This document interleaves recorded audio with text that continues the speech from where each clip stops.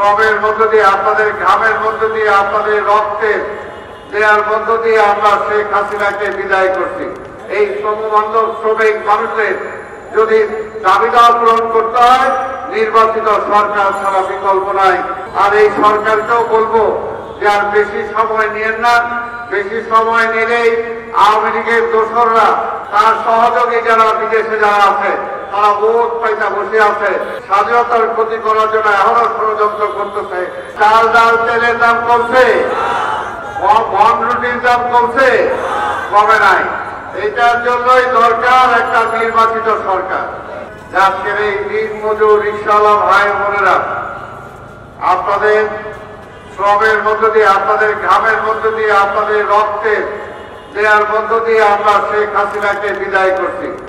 কিন্তু এখনো কি গণতন্ত্র পাইছি আমরা? জিনিসপত্রের দাম কমছে, চাল ডাল তেলের দাম কমছে, বন রুটির দাম কমছে, কমে নাই।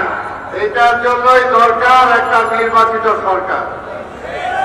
বেগম খালেদা জিয়ার সরকার, তারেক রহমানের সরকার, একটা জাতীয়তাবাদী সরকার।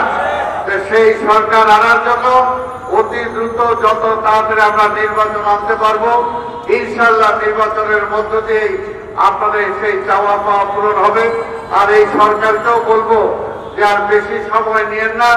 বেশি সময় নিলেই আওয়ামী লীগের দোসররা, আওয়ামী লীগের শেখ হাসিনা, তার সহযোগী যারা বিদেশে যারা আছে, তারা ভোট পাইতে বসে আছে।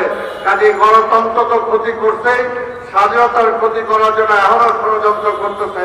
এই শ্রমবান্ধব শ্রমিক মানুষের যদি দাবিদাওয়া পূরণ করতে হয়, নির্বাচিত সরকার ছাড়া বিকল্প নাই। তাই আমরা নির্বাচন চাই। কি বলে, নির্বাচন চান? নির্বাচন চান? আপনাদের সবাইকে ধন্যবাদ।